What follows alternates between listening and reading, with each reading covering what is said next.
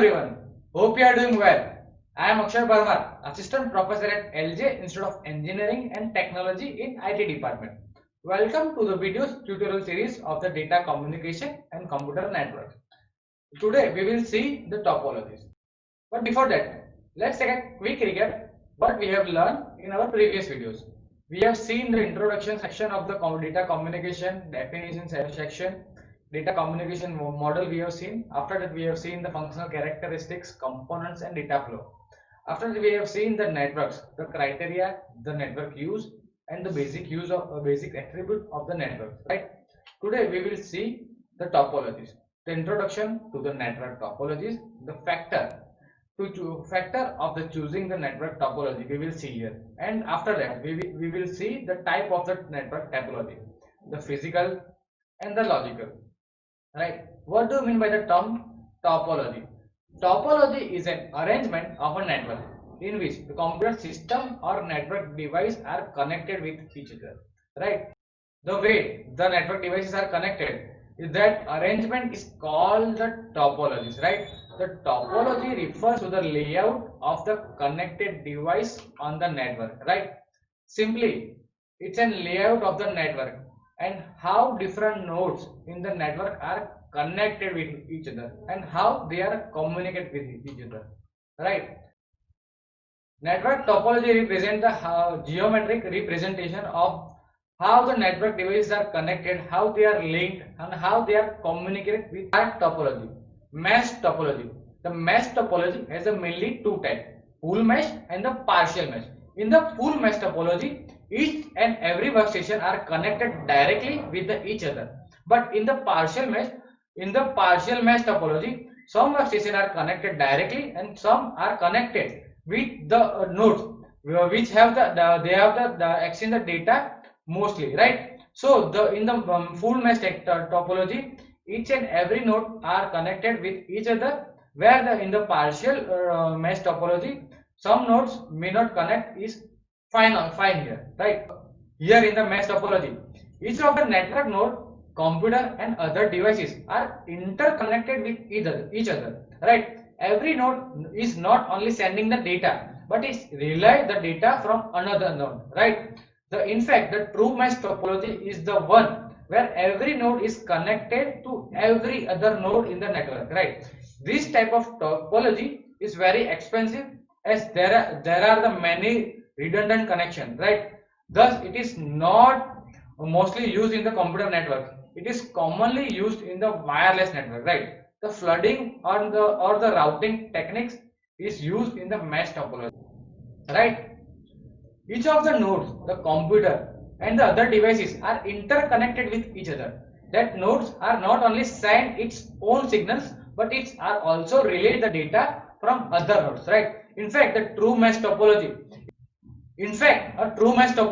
is one where every node is connected with every other node in the network. This type of topology is very expensive as there are many redundant connections, as thus it is not mostly used in the computer networks. It is commonly used in the wireless connections, like it is commonly used in the wireless type of networks, right? The flooding or the routing techniques are used in the mesh topology.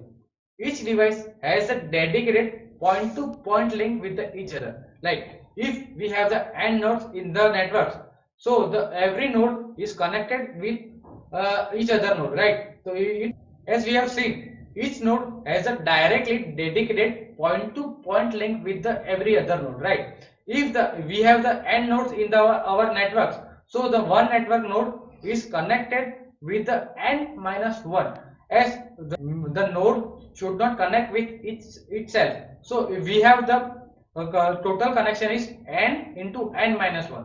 If the connection is simplex mode, total we have n into n minus 1 connection we required in the topology.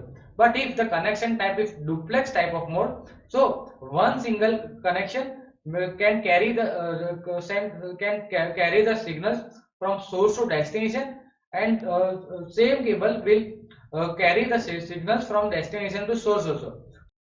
So the total connection required for the duplex mode is n into n minus 1 divided by 2. Okay. Advantages of the mesh topology.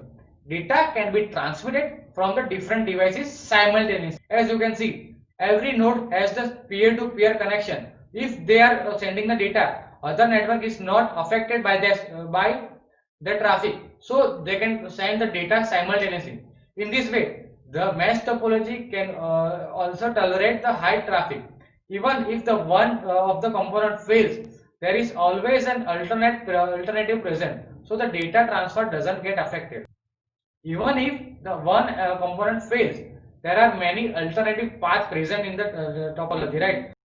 The expansion and the modification of this type of connection is really easy, and it will not disrupt the other nodes, right? This is all are the advantages, but the disadvantages, there are the high chances of the redundant in many of the network connection.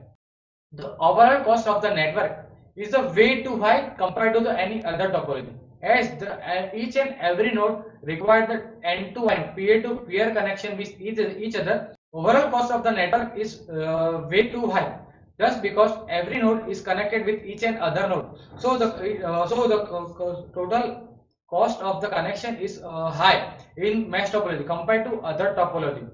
As you have seen in the bus and ring topology, it requires only one cabling. The star topology requires only connection with the central hub. But here in the mesh topology, each and every node in the network is connected with each other. The setup and the maintenance of the mesh topology is really difficult. Even the administration of the network is really tough. Right? The tree topology. In this type of topology, it uses the two or more star network connected together. This is the major disadvantages, major drawbacks of the mesh topology. Tree topology. In this topology, uses the two or more star networks connected together with the help of the bus topology. The central computer of the star networks are connected to the main bus. Thus, the tree network is a bus network of the star networks, right? As we have seen, the two different star topology are connected with the single bus network, right? This is how the tree topology found. As you can see in the figure, the single bus system connects the two different star connections, right? So the two different star networks are connected with the single bus network. So this is how the tree topology forms. As tree topology is the connection of the star and bus topology, so the tree topology is the integrates the characteristics of the star and the bus topology.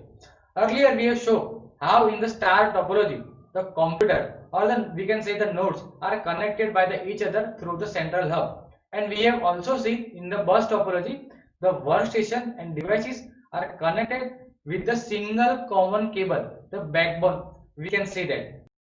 After understanding the very well the tree topology and the bus topology, it is easy to understand the tree topology better. Okay, we can understand the tree topology better. In the tree topology, the number of the star topology or number of the star networks are connected using a single bus.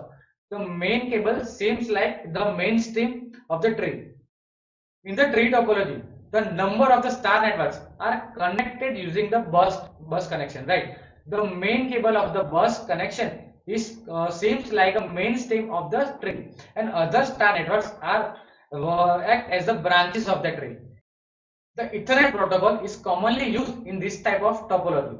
Let's move forward to the advantages of the star topology. The main advantages: the tree topology is the extension of the star and bus topology. The tree topology is the extension of the star and the bus topology. So in the network where this topology can be fit enough, that topology can be implemented individually for the reason related to the scalability and all that. The tree topology is the best alternative for that scenario, right? The expansion of the network is possible and really easy compared to the other. The expansion of the network is possibly easy in the tree topology, right? Here we divide the whole network into the segment. We have seen the star networks, right, which can be easily managed and maintained. That networks are easy to maintain individually, and after that the whole network is maintained easily, which can be easily maintained and managed, right? The error detection and the correction is easy, right? In the tree topology, if the one segment is damaged, the other segments are not affected, right? The major disadvantages of the tree. Let's see the disadvantages.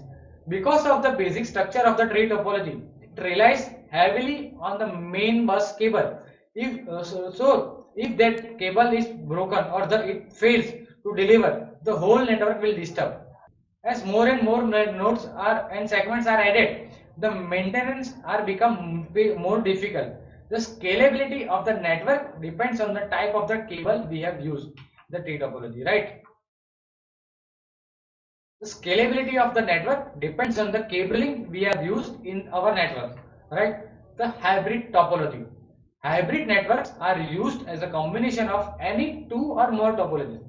That connection are in such a way that the resulting network doesn't exhibit one of the standard topology, right? In a such a way that resulting network doesn't exhibit the one standard topology like bus, ring, star, and anything, right? For an example, a tree network connected. A tree network, it is connection of the star topology and the bus topology, right? Let's see some example of the hybrid topology.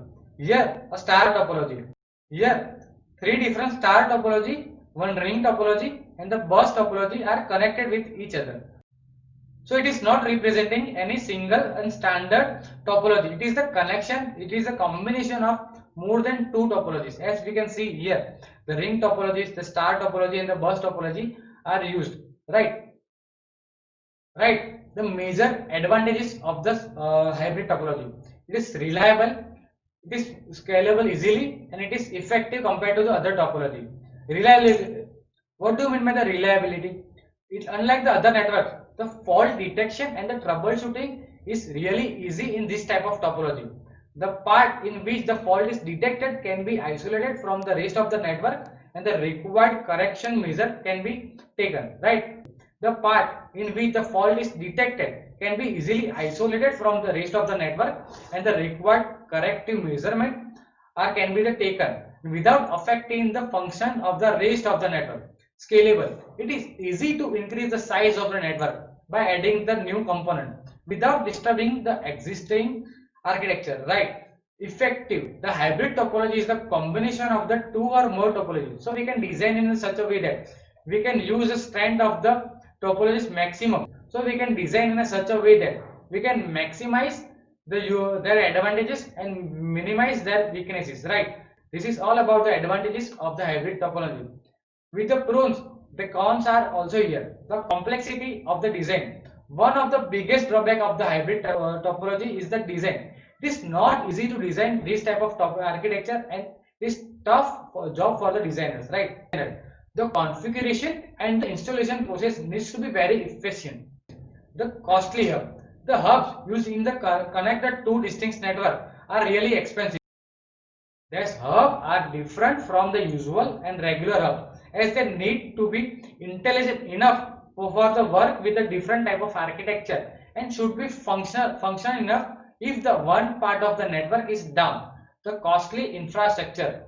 As a hybrid infrastructure are usually larger in the scale, they require a lot of the cable, the cooling system. This is all about the physical type of topologies. Let's move forward toward the logical type.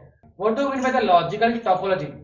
The logical topology refers to the nature of the path the signal follow from node to node. In the many instances, the logical topology is the same as the physical topology, but it is not the same case always, right? For an example, some networks are physically laid on the star configuration, but they operate logically as a bus or the ring networks, right? Description of the logical topology. The logical topology, how the data are transmitted between the nodes, may not be met the physical topology as we have discussed. Let's see the bus logical topology. The signal travels from one network device to all the network device on the network. It requires a bus, star wired physical topology, right? The ring type of logical topology. The ring logical topology.